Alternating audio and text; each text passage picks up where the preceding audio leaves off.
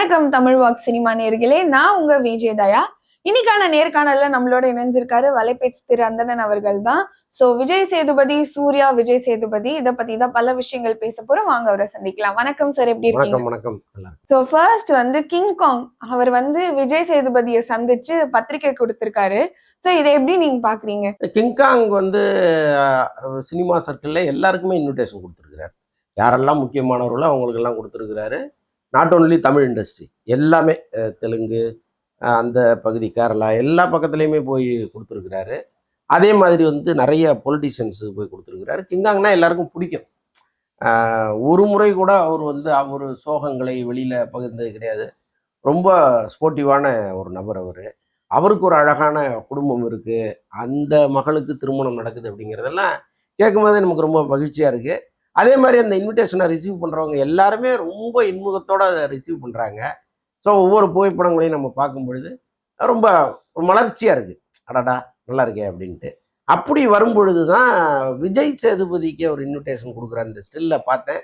நிஜமாக ரொம்ப விஜய் சேதுபதி மேலே எனக்கு ஒரு பெரிய மரியாதை வந்துச்சு. என்னென்னா, இப்போ எல்லா இடங்கள்லையுமே ஒரு இன்விடேஷன் கொடுக்குறத அவங்க நின்று வாங்குறாங்க, அவர் கொடுக்குறாரு. அது அந்த அந்த இது பார்க்கும்போதே அவருடைய உயரம், அவங்க வாங்குறவங்களுடைய உயரம், அதெல்லாம் ஒரு பக்கம் இருந்தால் கூட நான் கிங்காங் உயரத்துக்கு இறங்கி அதை வாங்குவேன் அப்படிங்கிறது இருக்குல்ல, அது ரொம்ப அந்த அந்த புகைப்படமே ஒரு பெரிய கதையை சொன்னிச்சு. மனிதம்னா என்ன, எப்படி இருக்கணும், எதிரில் இருக்கிறவங்கள எந்த அளவுக்கு மதிக்கணும், அவங்களுடைய உணர்வுகளை எப்படி நம்ம எடுத்துக்கணும், இது எல்லாமே சொல்கிற ஒரு புகைப்படமாக அது இருந்துச்சு. விஜய் சேதுபதி எப்பவுமே அப்படிதான். அவரை பொறுத்தளவுக்கு பல நேரங்களில் நம்மளும் அவரை பற்றி நிறைய கான்ட்ரவர்சியெல்லாம் பேசியிருக்கோம், இனிமேல் வந்தாலும் பேசுவோம், அது வேற. ஆனால் பொதுவாகவே ஒரு அடுத்தவர்களை மதிக்கிற விஷயத்தில் அவர் எப்போவுமே ஒரு பண்பான மனிதராக இருக்கார். நிறைய உதாரணங்கள் சொல்லலாம். பத்திரிகையாளர் நெல்லை பாரதின்னு ஒருத்தர் இருந்தார். அவர் கொஞ்சம் அந்த சாகிற தருவாயில் கொஞ்சம் மது பழக்கம் அதிகமாக போச்சு, அவர் அதன் காரணமாகவே இறந்தார். ஆனால் அவர் இந்த கடைசி காலத்தில் மருத்துவ செலவுகள் எல்லாமே விஜய் சேதுபதியை பார்த்துக்கிட்டாரு. அவரை எந்த ப்ரெஸ் மீட்டில் பார்த்தாலும் தனி ஒரு அட்டென்ஷன் கொடுப்பார். அவர் ஒரு முறை அவரால் மேடைக்கு வாங்கன்னு கூப்பிடுறாரு. இவரை பார்த்துட்டு, அண்ணா மேடைக்கு வாங்க அப்படின்னா, என்னால் நடக்கலாம் முடியாது அப்படின்னொன்னே அவரே இறங்கி அவரை தூக்குறாரு, வாங்க போகலாம் அப்படி, மேடைக்கு போகலாம் அப்படின்ட்டு. அந்த மாதிரி ஒருத்தர். அதே மாதிரி அவருடைய மறைவு கொரோனா டைமில் நடந்துச்சு. யாருமே நாங்கள் இப்போ நிறைய பேர் போகலை, பத்திரிகையாளருக்கு நிறைய பேர் போகலை. என்ன காரணம்னா, இந்த கொரோனா தொற்று ரொம்ப நிறையா இருந்ததுனால எல்லாருக்குமே ஒரு பயம் இருந்தது. ஆனால் விஜய் சேதுபதி முதல் போய் நின்னார். நின்று அந்த குடும்பத்துக்கு ஒரு ஆறுதலை சொல்லி ஒரு ஒரு சின்ன தொகையை கொடுத்துட்டு வந்தார். எதுக்கு சொல்ல வர்றேன் அப்படின்னா, ஏதோ கொரோனா டைமில் இறந்துட்டார், நாம் எதுக்கு போகணும், அப்புறமா வந்தால் ஏதாவது நம்ம அந்த குடும்பத்துக்கு செய்யலான்னு நினைக்காம அவருடைய இறுதி காலம் வரைக்கும் அவர் ஒரு நண்பனாக பார்த்ததெல்லாம் ஆனால் எனக்கு ரொம்ப மகிழ்வாக இருந்துச்சு. இப்படி ஒரு மனுஷன் சினிமாவில் அதெல்லாம் ரொம்ப கஷ்டம். சினிமாவில் என்ன பண்ணுவாங்கன்னா, ஒருத்தர் பீக்கில் ஒரு மிகப்பெரிய பத்திரிகையில் வேலை பார்க்குறாரு அல்லது ஒரு மிகப்பெரிய யூடியூப் நிறுவனத்தில் இருக்காரு அப்படின்னா, இந்த நட்பை தொடர்ந்து மெயின்டைன் பண்ணிகிட்டே இருப்பாங்க. ஒரு கட்டத்தில் அவர் அங்கேருந்து வெளியில் போயிட்டாரு அல்லது அந்த நிறுவனமே விழுந்துச்சு, இவரால் லாபம் இல்லைன்னா பார்த்தும் பார்க்காத மாதிரி போவாங்க. ஆனால் விஜய் சேதுபதியை பொறுத்த அளவுக்கு நீங்கள் ஆரம்பத்தில் ஒருத்தரை பார்த்து எப்படி பழகினாரோ, அவர் அந்த பத்திரிகையில் வேலை செய்கிறாரு செய்யலை அதெல்லாம் தாண்டி அதே மரியாதையோடு பழகிற ஒரு நபர் அவர். இந்த மாதிரி விஜய் சேதுபதியை பற்றி சொல்வதற்கு நிறைய இங்கே குவாலிட்டிஸ் இருக்குது. ஸோ அவருடைய இதுதான் அந்த போட்டோவை பார்த்தோன்னே. அதே மாதிரி கிங்காங் அவ்வளோ பெரிய ஆளா, ஏன்னா பல கான்டாக்ட்ஸ் இருக்கு. ஷாருக் கான் வரைக்குமே போய் இன்வைட் கொடுக்க போறதா ஒரு செய்தி வந்துட்டு இருக்கு. தெரியல அது யாருக்கு அவர் இன்விடேஷன் வைக்கணும்னு நினைக்கிறாருன்னு நமக்கு என்ன தெரியும். அவர் நிறைய லிஸ்ட் போட்டிருக்கிறாரு, பட் நிறைய பெரிய மனிதர்களை பார்த்து அவர் கொடுக்குறாரு. அவங்களும் எவ்வளோ பிஸியான ஷெட்யூலில் இருந்தால் கூட கிங்காங் வராரு அப்படின்னா நேரத்தை ஒதுக்கி வாங்கன்னு வரவேற்று அதை பண்ணுறாங்க. அவரை தான் சொல்றேனே, எல்லாருக்கும் அவரை பிடிக்கும், அதனால அவங்களும் முதல்ல அவருக்கு ஒரு முன்னுரிமை கொடுக்குறாங்க. அடுத்ததா ஆனா இப்படி இன்விடேஷன் வாங்குறவங்க அங்கேயே ஏதாவது இது வச்சிங்க என்னால வர முடியாதுன்னு சொல்றதற்கும் வாய்ப்பு இருக்கு. நேரில் வாழ்த்தி அவங்க கொடுக்குற அந்த சின்ன சின்ன அன்பளிப்பது தொகையா இருக்கலாம், ஏதோ ஒன்று அதை பார்த்து அந்த திருமணத்துக்கு கொடுத்தாங்கன்னா அதுதான் அவருக்கு பெருமை. அவங்க உறவினர்களுக்கு மத்தியில் இந்த ஆர்டிஸ்ட் வந்தாரு இந்த ஆர்டிஸ்ட் வந்தாரு அப்படிங்கிறது தானே அவருக்கு பெருமையா இருக்க முடியும். இத்தனை வருஷம் சினிமாவில் அவர் இருக்காரு, அதுதானே அவருக்கு பெருமை. அதனால முடிந்த அளவு நேரில் போனாங்கன்னா நல்லா இருக்கும். அடுத்ததா சூர்யா, விஜய் சேதுபதி ஃபீனிக்ஸ் படத்துல கதாநாயகனா அறிமுகமாயிருக்காரு. எப்படி இருக்கு ஃபீனிக்ஸ் படம்? நான் அந்த படம் இன்னும் பார்க்கல. ஆக்சுவலாக பார்க்கணும். சத்யம் தேட்டரில் போட்டிருந்தாங்க. நமக்கு போகிறதுக்கு அன்னைக்கு இன்னும் வேற ஒரு முக்கியமான வேலை. பட் தியேட்டரில் பார்த்த பிறகு இந்த படத்தை பற்றி நம்ம பேசலாம். சூர்யா சேதுபதி பற்றி பேசுறதுக்கு வேற விஷயங்கள் இருக்கு. அது வேணா கேளுங்க பேச. ஓகே. அண்ட் வந்து எல்லாருமே முதல் படத்துல வந்து ஒரு லவ்வர் பாயா அறிமுகமாவாங்க. பட் இவர் வந்து ஆக்ஷன் படத்தை சூஸ் பண்ணியிருக்காரு. இல்லை, அவருடைய தோற்றத்திற்கு ஏற்ற மாதிரி ஒரு கதையை அவர் சூஸ் பண்ணியிருக்காரு. ஏன்னா இப்போ அவரை சாக்லேட் பாயா நம்ம பார்க்க முடியாது. அவருக்கு தெரியும் நாம் இது செட் ஆகாது. அதுக்கேற்ற மாதிரி நம்ம வரும்பொழுதே ஒரு ரகுடு பாயா இங்கே வந்துருவோம் அப்படின்னு நினச்சி உள்ளே வந்திருக்காரு. சரியான முடிவு தான் அது. ஓகே. அண்ட் நெக்ஸ்ட் வந்து அவர் பேசுறது எல்லாமே பயங்கர சர்ச்சை ஆயிட்டு வருது. இப்போ அப்பா வேற நான் வேற அப்படின்னு சொன்னதையும் மக்கள் வந்து ட்ரோல் பண்ணிட்டு இருக்காங்க.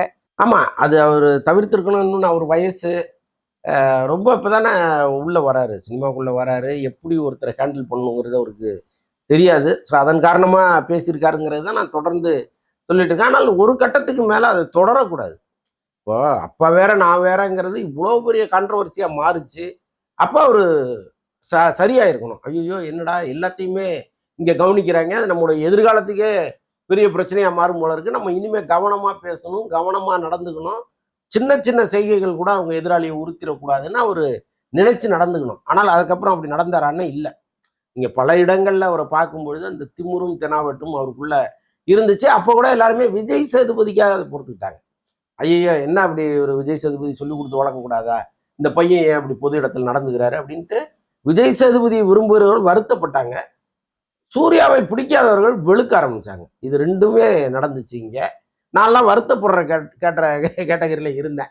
என்னன்னா இப்போ இது இந்த கேரக்டர் மாற்றிக்கிறதுங்கிறது ரொம்ப இயல்பாக நடந்துடும். 10 பேர் தொடர்ந்து சொன்னாங்கன்னா ஐயோ இது தப்போ இது தப்போ அது தப்போன்னு தெரிஞ்சுட்டு ஒரு கட்டத்தில் அவங்க சரியாயிருவாங்க. இதை விட மோசமான மூர்க்கமான ஆடெல்லாம் நம்ம இங்கே பார்த்துருக்கோம். அவங்க இன்னைக்கு வந்து எப்படியோ மாறி இருக்காங்க. அப்போது ஒரு இளங்கன்று பயமறியாதுன்னு நினைச்சதெல்லாம் அவர் செய்கிறாரு. அவர் மாறுவதற்கான ஒரு சந்தர்ப்பத்தை மக்கள் கொடுக்கணும். ஒரேடியாக அவரை வந்து சாபம் கொடுத்து காலி பண்ணி கொன்னுடுறதுல என்ன இருக்கு? ஒரு இப்போ ஒவ்வொரு வீட்லேயும் பசங்க இருக்காங்க, அவங்களுக்குன்னு ஒரு லட்சியம் இருக்கும். எல்லாருக்கும் வருவாங்க, பல தவறுகளை செய்வாங்க. ஒரு கட்டத்தில் சரியாகி அவங்களும் அவங்க ரூட்டை பிடிச்சி போகிறது இல்லையா?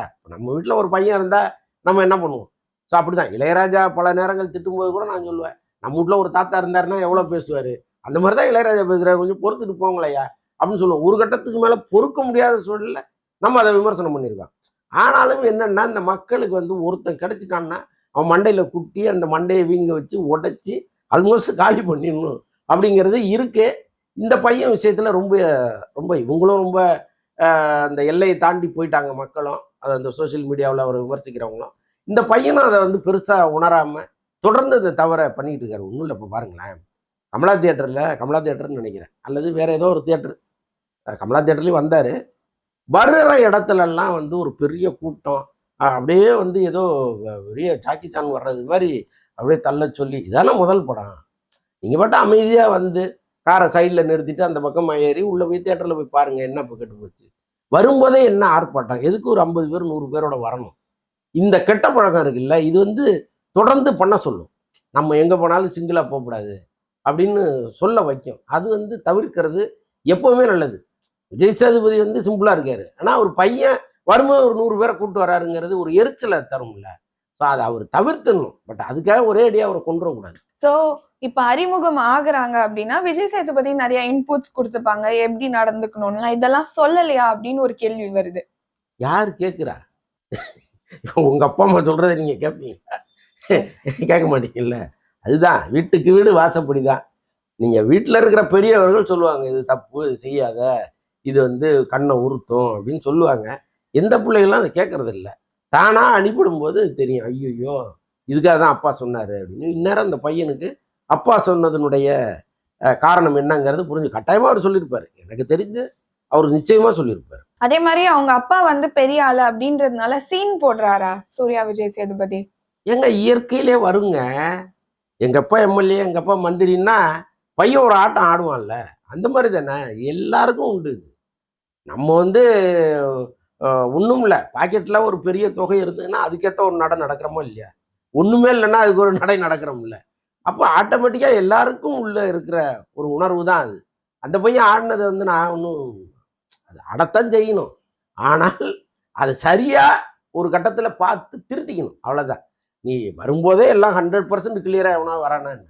அப்படிலாம் கிடையாது. இங்கே வந்து அடிபட்டு கற்றுக்கிட்டு இது தப்புன்னு தெரியும் பொழுது நீங்கள் அமைதியாக போயிடணும். அது அந்த டைம் எப்போ அந்த பையன் புரிஞ்சுப்பாருன்னு எனக்கு தெரியல. அடுத்ததா வாயில வந்து பபிள்கம் போட்டுட்டு பிரஸ் அட்ரஸ் பண்ணது நிறைய பத்திரிகையாளர்கள் வந்து அஃபெண்ட் ஆயிட்டாங்க போல. அந்த அந்த வீடியோ கிளிப்பிங்ஸை பார்க்கும்போது நமக்கே ரொம்ப ஒரு எரிச்சல் வருது. எப்போவுமே இந்த வாயில் பபுள்கம் போட்டுட்டு பேசும்பொழுது பார்த்தீங்கன்னா ஒரு அலட்சியம் வந்துடும். எதிரில் நிற்கிற ட்ரம்பாக இருந்தால் கூட ட்ரம்ப் தானே என்னப்போ அப்படிங்கிற மாதிரி தோணும். அந்த அளவுக்கு அதை வந்து மாற்றும். சில பேர் கையில் சிகரெட் இருந்தால் அப்படி ராஜா மாதிரி நினச்சிட்டு ஊதுவான் பார்த்தீங்களா? ஸோ அந்த மாதிரி பபுள்கமும் அப்படி ஒரு ஒரு குணம் அதுக்கு உண்டு. அப்படி மென்னுக்கிட்டு அலட்சியமாக. இன்னொன்று வந்து எதிராளியை பார்த்து நீங்கள் கை கொடுக்க போகும்பொழுது நீங்கள் குனிஞ்சு கை கொடுத்து தான் பார்த்துருப்பீங்க. இவர் இப்படி நின்றுக்கிட்டு இப்படி நின்றுறாரு. அதுலேயே வந்து அந்த பாடி லாங்குவேஜ்லேயே வந்து நான் இப்படி தாண்டா அப்படிங்கிறதெல்லாம் இருக்குது. பட் இப்போ சமீபத்தில் சில வீடியோக்கள்லாம் பார்க்குறேன், ரொம்ப மாறி இருக்காரு. அவர் அதை ஃபீல் பண்ணுறாரு. ஐயோ இது எல்லாமே வெளியில் தப்பாக தெரியுதோன்னு நினச்சிருக்காரு. அதுக்காக சாரி கேட்குறாரு. அண்ட் சூர்யா விஜய் சேதுபதியை பார்த்தா விஜய் சேதுபதியோட இள பருவத்தை பாக்குற மாதிரி இருக்கு, அவரை மாதிரியே இவர் பண்றாரு அப்படின்லாம் வந்து மக்கள் பேசுறாங்க. நம்ம எங்கங்க அவர் இளம் பருவத்தை பார்த்தோம்? விஜய் சேதுபதி நீங்க எங்கேயோ பார்த்தீங்களா? அப்ப இளம் பருவத்தை யார் பார்த்துருப்பா? விஜய் சேதுபதியை நம்ம வந்து தென்மேற்கு பருவ காட்டுன்னு ஒரு படத்துல பார்த்தோம். அதுல கொஞ்சம் ஒல்லியா இருப்பாரு, இப்போ கொஞ்சம் பல்கா இருக்காரு, அவ்வளவுதான். நம்ம எங்க ஒரு இளைய பருவத்தை பார்த்தோம்? இல்ல, நிறைய மக்கள் ஃபீனிக்ஸ் படத்துல என்ன கருத்து சொல்லியிருப்பாங்கன்னா, சின்ன வயசு விஜய் சேதுபதியை பார்த்த மாதிரியே இருந்துச்சு அப்படின்ற மாதிரி. ரொம்ப பேர் சிம்பு பார்த்த மாதிரி இருக்குங்கிறாங்க. காதல் அழிவதில்லை படத்துல ஒரு சிம்பு வந்தார்ல, அந்த மாதிரி இருக்காரு அவர் அப்படிங்கிறாங்க. சிம்பு மாதிரி இன்னைக்கு இருக்கிறவர் எதிர்காலத்துல சிம்பு மாதிரி இன்னும் மாடர்னா மாறுறதுக்கெல்லாம் வாய்ப்பு. அண்ட் வந்து இப்போ கதையை வந்து எப்படி தேர்ந்தெடுக்கிறது, அதுல வந்து விஜய் சேதுபதி இன்புட்ஸ் கொடுத்திருப்பாரா? இல்லைங்க, இந்த படத்தை பொறுத்தளவுக்கு ஒரு ஃப்ரீ ஹேண்டடா விட்டாரு. முதல்ல இப்போ சினிமா வேணான்னு அவர் சொல்லியிருக்காரு. இல்லை நான் இப்போ நடிச்சே தீர்வானு இந்த பையன் நிற்கும்போது, சரிப்பா எல்லாமே உன்னுடைய சாய்ஸ், நீ பார்த்துக்கோ அப்படின்னு விட்டுட்டாரு. அவ்வளோதான். அவர் வந்து இதில் தலையிட்டு இருந்தால் இந்த சப்ஜெக்டே கொஞ்சம் வேறு மாதிரி கூட யோசிச்சிருப்பார். நான் கேள்விப்பட்டது என்னென்னா, இது வந்து ஒரு ஆக்ஷன் படம், எதுக்கு வரும்பொழுதே ஒரு 50 பேரை பந்தாட விட்டுட்டு வராரு இவர் அப்படிங்கிற மாதிரிலாம் விமர்சனம் பண்ணுறாங்க. விஜய் சேதுபதி சாய்ஸாக இருந்தால் அது வேற கதையாக இருந்திருக்கும். அண்ட் விஜய் சேதுபதி வந்து ஆடியன்ஸ் கிட்ட மன்னிப்பு கேட்டப்போ சூர்யா விஜய் சேதுபதி வந்து அவங்க அப்பாவை அசிங்கப்படுத்திட்டாரு அப்படின்ற மாதிரி பேச்சுவார்த்தை எல்லாம் பலமா எழும்புச்சு. இல்லைங்க, நான் தான் திரும்ப நான் சொல்றது என்னன்னா, அந்த பையன் அறியாமல் செய்த தவறு இன்னைக்கு அவர் புரிஞ்சுக்கிட்டாரு. நீங்க அன்னைக்கு கோபப்பட்டது நியாயம். இப்போ இன்னைக்கு சோசியல் மீடியாவில் அவ்வளோ பேரும் அன்னைக்கு கோபப்பட்டது எல்லாமே நியாயம்தான். எதையும் நம்ம தவறுன்னு சொல்ல முடியாது. பார்க்கும்போது அந்த எரிச்சல் வந்தது உண்மைதான். ஆனால் இந்த பையன் ஃபீல் பண்ணிட்டார்ல, இன்னைக்கு சாரிங்க நான் அப்படி நடந்திருக்கக்கூடாது, நான் பர்பஸாக அப்படி இல்லை, எனக்கு எந்த இன்டென்ஷனும் இல்லை, நான் அப்படி ஏதோ சாதாரணமாக இருந்துட்டேன் அப்படின்னு அவர் சொல்கிறாரு. அப்போ அதை ஏற்றுக்கிட்டு தானே ஆகணும். அவங்க அப்பா வந்து யாராவது மன்னிப்பு கேட்க சொன்னாங்களா? நான் விஜய் சேதுபதி இல்லை உங்கள் பையன் இப்படி பண்ணுறாரு, நீங்கள் வந்து மன்னிப்பு கேளுங்கன்னாங்களா? இல்லை. அதே ஒரு பண்பு, நீங்கள் தப்பாக எடுத்துக்காதீங்க, அவனுக்காக நான் சாரி கேட்டுக்கிறேன் அப்படின்னு அவர் சொல்கிறதுங்கிறது அவருடைய பண்பு. யாரும் அவர் வற்புறுத்தலாம் இல்லை. அதே மாதிரி இன்னொரு ஒரு கமெண்ட் பார்த்தேன், நான் வேற அப்பா வேறன்னு சொல்லியே உன் பட ப்ரமோஷனுக்கு எல்லாம் அப்பா வச்சுதான் நீ ப்ரமோட் பண்ற அப்படின்ற மாதிரி. அதாங்க, நம்ம பேசுனா திரும்ப அதே தான் பேசணும். விவரம் இல்லாமல் ஒரு பையன் பேசுறத நம்ம இவ்வளவு விவரமா உட்காந்து பேச வேண்டிய அவசியம் இல்லைன்னு பார்க்குறேன். இவர் வந்து விஜய் சேதுபதி மாதிரியே பெரிய ஆளா வர வாய்ப்பு இருக்கா? சினிமா எப்பவுமேங்க ஒருத்தர் ஒரேடியாக கொண்டு போய் மேலே வச்சிரும். நீங்கள் எதிர்பார்க்காத ஆளெல்லாம் இன்னைக்கு வேற ஒரு இடத்துல இருக்காங்க. ரொம்ப எதிர்பார்த்த ஆளு எங்கே போனாங்கன்னே தெரியாது. சினிமாவுக்கு அந்த சக்தி உண்டு. இந்த பையனை எங்கே கொண்டு போய் வைக்க போகுதுன்னு நமக்கு தெரியாது. காலம் தான் முடியும். விஜய் சேதுபதி ஃபேன்ஸ் வந்து இவருக்கும் ஆதரவு கொடுப்பாங்களா? இப்போ இங்கே வர்றவங்களாம் யாருன்னு நினைச்சிங்க? எல்லாமே சூர்யாவோட ஃபேன்ஸா? எல்லாமே விஜய் சேதுபதி ஃபேன்ஸ் தான். அவங்க தான் நம்ம ஹீரோவோட பிள்ளையாச்சன்னு வந்து பின்னாடி நிற்கிறாங்க. இவருக்குன்னு ஒரு ஃபேன் பேஸ் உருவாகிறதுக்கெல்லாம் நாளாகும். ஒரு வெற்றி படங்களாக கொடுக்கணும். இந்த படமே சரியாக போகலன்னுலாம் சொல்கிறாங்க. ஸோ அதனால் இது எத்தனை நாள் போகும்னு தெரியாது. வெற்றி படமாக அடுத்தடுத்து அவர் கொடுக்கும் பொழுது அவருக்குன்னு ஒரு கூட்டம் வரும். அடுத்த நெப்போ கிட்ஸ் பேட்ச் வந்து உருவாயிட்டு வந்துட்டு இருக்காங்களா? இப்போ சூர்யா விஜய் சேதுபதியா இருக்கட்டும், ஜாசன் சஞ்சய், ஏஆர் அமீன், சாய் அபியங்கர், காலிவுட் நெக்ஸ்ட் ஜெனரேஷனை நோக்கி நவருதா? யாருமே திறமை இல்லாமல் இங்கே ஜெயிக்கவே முடியாதுங்க. சத்யராஜ் பையன் நெப்போ கிட்ஸ் தான், ஜெயிச்சிட்டாரா? பாக்கியராஜ் பையன் நெப்போ கிட்ஸ் தான், ஜெயிச்சிட்டாரா? அப்போ இங்கே அவங்களுக்குன்னு ஒரு திறமை இருக்குது, மக்கள் அங்கீகரிக்கணும். சினிமாவை பொறுத்தளவுக்கு நீங்கள் எவ்வளோ பெரிய ராஜ பரம்பரையாக கூட இருக்கலாம், நீங்கள் ஸ்க்ரீனுக்கு வரும்போது அவன் கை தட்டினா தான் உங்களுக்கு லைஃப். இல்லைன்னா நீங்கள் யாராக இருந்தாலும் சரி இங்கே வரவே முடியாது. அப்போது இங்கே வர்றவங்கள நெப்போ கிட்ஸ்ன்னு ஒரு வார்த்தை சொல்லி ஒதுக்கிறவே கூடாது இல்லையா? அவங்களும் போராடி தான் வராங்க. கையில் பணம் இருக்குங்கிறதுக்காக எல்லாராலையும் ஜெயிச்சிட முடியுதா என்ன? பட் தே ஆர் ப்ரிவிலேஜ்டு இல்லையா? ஒரு படம் கிடைக்கும், டாப் டைரக்டர், டாப் ப்ரொடக்ஷன் அது என்ன தப்புங்கிறேன்னா? இப்போ நான் வந்து ஒரு பத்திரிகை துறையில் இருக்கேன். என் பையன் வரணும்னு நினச்சா நான் கொண்டு போய் ஒரு எடிட்டர் அறிமுகப்படுத்த தானே செய்வேன். நான் எதுக்கு இன்னொருத்தருடைய வாய்ப்பை தட்டி பறிக்கிறேன்னு நினைக்கணும் முதல்ல. ஒவ்வொரு அப்பனும் அதுதானே செய்வான். அதுதான் அவர் செஞ்சுருக்கிறாரு. இதை எப்படி நீங்கள் அவங்கவுங்க துறையில் அவங்கவுங்க பிள்ளைங்க வரணும்னு நினைக்கிறாங்க. பெரிய இண்டஸ்ட்ரியலிஸ்ட் இருப்பார், அவர் தொழிலை பார்க்கறதுக்கு அவர் பையனை கொண்டு வந்து அங்கே உட்கார வைப்பார். இதைத்தானே நம்ம பார்க்குறோம். ஒருத்தர் நகை கடை வச்சுருப்பாரு, கடையை வந்து வேற ஒருத்தங்க இல்லையா கொடுத்துட்டு போய் சாவார். அவர் பிள்ளைய தானே கொண்டு வந்து வைப்பார். அவர் எல்லா துறையிலும் இது நடக்கும்போது ஏன் சினிமா துறையில் மட்டும் எப்போ கிட்டுன்னு வரீங்க நீங்கள்? அந்த அந்த கான்செப்டே தப்புங்கிறேன் நான். ஒருவனை ஒழிச்சிட்டு நீங்கள் வந்தீங்கன்னா தப்பு.